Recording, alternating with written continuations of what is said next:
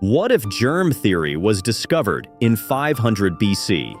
How 2,000 years of extra hygiene would break and rebuild civilization.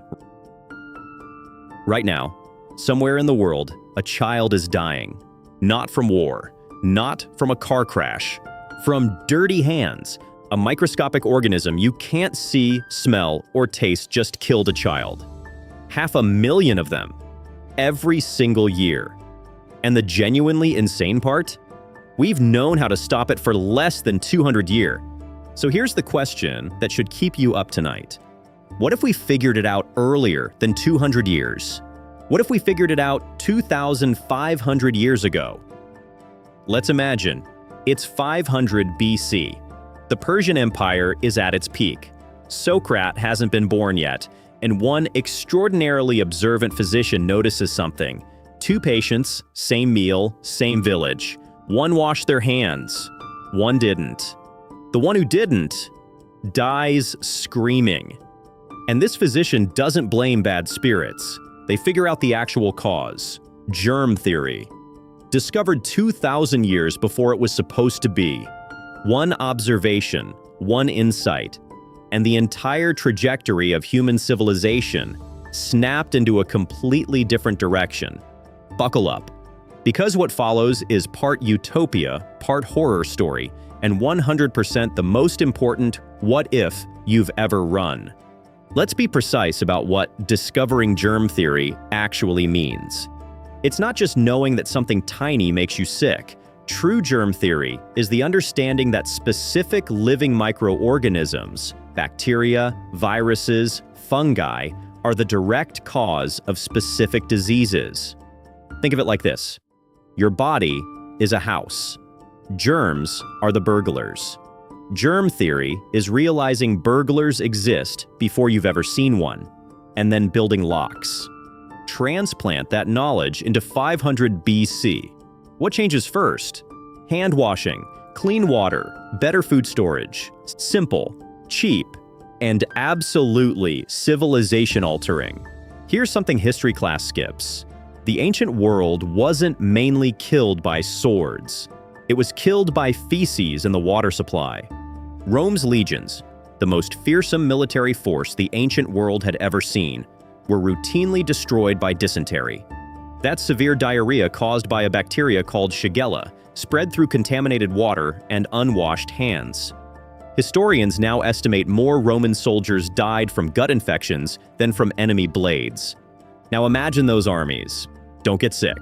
Rome's legions operating at full strength for 2 extra centuries. The conquest patterns change. The alliances shift. The entire map of Europe rewrites itself. But the real transformation isn't on the battlefield, it's in the nursery. In ancient Rome, roughly 1/3 babies died before their first birthday, most from infections that basic hygiene would have stopped cold. With germ theory in 500 BC, you aren't just saving babies, you're doubling the effective population growth rate of every civilization on Earth within 3 generations. More surviving children means more farmers, more thinkers, more traders. Ancient Athens, already producing Plato and Aristotle, now has twice as many minds to work with. And then there's the Black Death, the bubonic plague, caused by a bacterium spread by flea bites from infected rats, killed between 30 and 60% of Europe's entire population in just 4 years, between 1347 and 1351. One pathogen, half a continent gone. With germ theory 1,800 years earlier, you identify the rats, you identify the fleas, you build quarantine systems that actually make biological sense. The Black Death simply doesn't happen, which means Europe's population in 1400 AD is 2 to 3 times larger than it actually was, which means the Renaissance doesn't bloom in Italy. It detonates everywhere, simultaneously. The Industrial Revolution arrives 300 years early. Modern medicine arrives 300 years early. For the first 1,000 years of this alternate timeline, it genuinely looks like paradise. But here's the question I need you to sit with. If nobody dies from infectious disease, what actually happens to the planet? Let's talk about something called Malthusian collapse. In 1798, an economist named Thomas Malthus proposed something deeply uncomfortable. Human population growth, when unchecked, will always outpace food production. He called disease, famine, and war nature's brutal, but mathematically necessary, correction mechanisms. Infectious disease was the single biggest population check for all of recorded history. It was doing a job. A horrifying, cruel, deeply unfair job. But a job nonetheless. Now remove it. 2,000 years early. By 1 AD in our real timeline, Earth holds about 300 million people. In the alternate timeline, with dramatically lower infant mortality and 0 major plague events, conservative estimates put global population at 1 to 2 billion by 1 AD. That's the population our real Earth didn't reach until 1800. Here's the brutal math. Ancient farming, even at peak Roman efficiency, could feed roughly 1 person per acre of usable land. Earth has about 3.5 billion usable acres. 2 billion people by 1 AD means you're already approaching the absolute ceiling of what pre-industrial farming can produce. By 500 AD, in this alternate timeline, you don't have a flourishing civilization. You have global famine. Not regional, not local, global. Every civilization expanded its population in good faith, trusting their hygiene systems, and those systems worked perfectly, too perfectly. But the food crisis is only part of the collapse. Here's the biological twist that makes it worse. Your immune system works like a fighter who gets stronger through sparring. Every time it encounters a germ, a bacterium, a virus, a parasite, it builds a defense and remembers it. Challenge it regularly, and it becomes sharp and precise. Take away all its sparring partners, and it gets confused. And a confused immune system doesn't sit quietly. It starts attacking your own body. This is called the hygiene hypothesis, and it's real, clinically validated science, not speculation. In our actual 21st century, we're already watching this unfold. Rates of Crohn's disease, chronic inflammation of the gut, multiple sclerosis, type 1 diabetes, and severe allergies are dramatically higher in wealthy, high-hygiene countries than in low-income ones. The cleaner our environment gets, the more our immune systems turn inward. Now imagine 2,000 years of hypersterile conditions. By the alternate 20th century, the #1 killer isn't infection, it's the body attacking itself. And the cruel irony, the very bacteria and viruses they eradicated 2,000 years ago are exactly what their descendants' immune systems now desperately need just to function normally.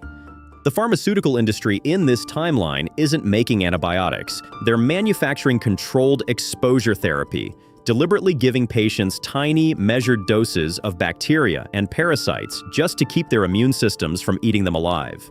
Wild? Here's the thing. We're already doing that in our timeline.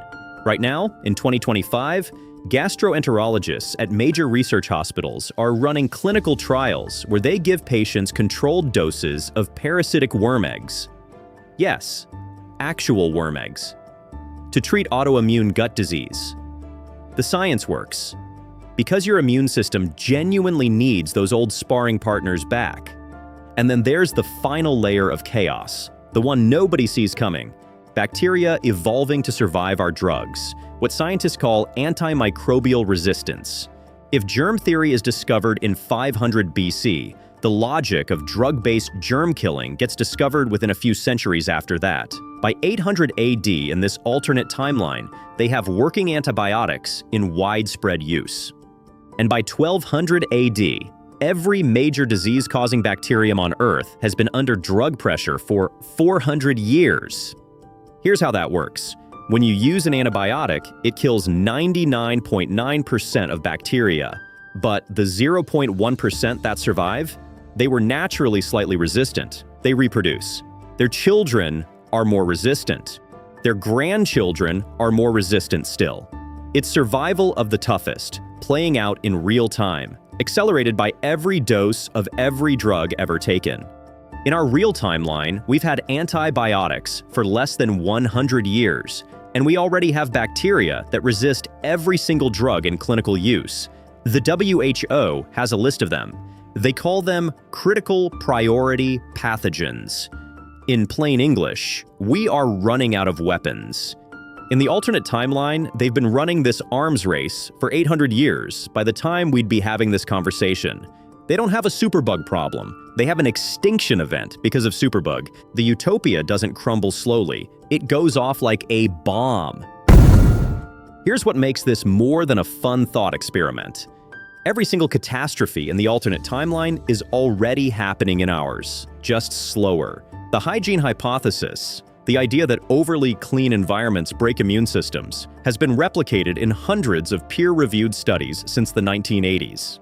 The core finding is this: your immune system co-evolved alongside specific bacteria, parasites, and microorganisms over millions of years. These aren't just passengers. They actively teach your immune system what not to attack. Strip them away, and it loses that education. And starts attacking pollen, food proteins, and your own gut lining instead. The clinical trials giving patients worm eggs, real, ongoing, showing genuine results for Crohn's disease and ulcerative colitis. The drug resistance crisis. The WHO's most recent global report confirmed that drug-resistant infections now directly cause over 1.2 million deaths per year. And that number is projected to hit 10 million annually by 2050 if current trends continue. We are, right now, living through the early stages of what the alternate timeline hit at full speed centuries ago. And the population resource tension? The UN's own models show Earth approaching serious food production stress somewhere between 9.5 and 10 billion people using current agricultural technology. The alternate timeline hit that wall 1,000 years before us. The alternate timeline didn't invent new problems. It just ran our problems on fast forward. So here's where we land. In the alternate timeline, billions of children live who would have died. The Black Death never happens. Human knowledge accelerates beyond anything we can model. For centuries, it looks like the greatest gift in history. And then the system breaks. Famine, immune collapse, unstoppable superbugs. In our timeline, 500,000 children die from dirty hands every year in the past. The Black Death erased half of Europe. The suffering is staggering and real. But we're still here. Because the cruelty of our timeline also bought us something. Time. Time for agriculture to scale. Time for immunity to develop. Time for our antibiotics to work long enough to matter. The suffering, horrifyingly, bought the system room to adapt. Which brings us to the only question that actually counts. If you could flip that switch right now, knowing both outcomes, would you? A world where your children definitely survive childhood, but the civilization they inherit might not survive their grandchildren. Or this world where the suffering is real, relentless, and documented, but the system, in its cruelty, at least remains stable. There's no clean answer. There never is when you get deep enough into the biology. But here's what I'll leave you with. This choice isn't hypothetical. We are already making it. Every new antibiotic deployed without a replacement ready. Every over-sanitized generation producing more autoimmune disease than the last. Every billion people added to a planet with fixed amounts of farmland. We are living inside the alternate timeline, just 2,000 years behind schedule. If this broke something in your brain, good. The next video goes somewhere even darker. This is Biologic Files channel. Subscribe so you don't miss the next one.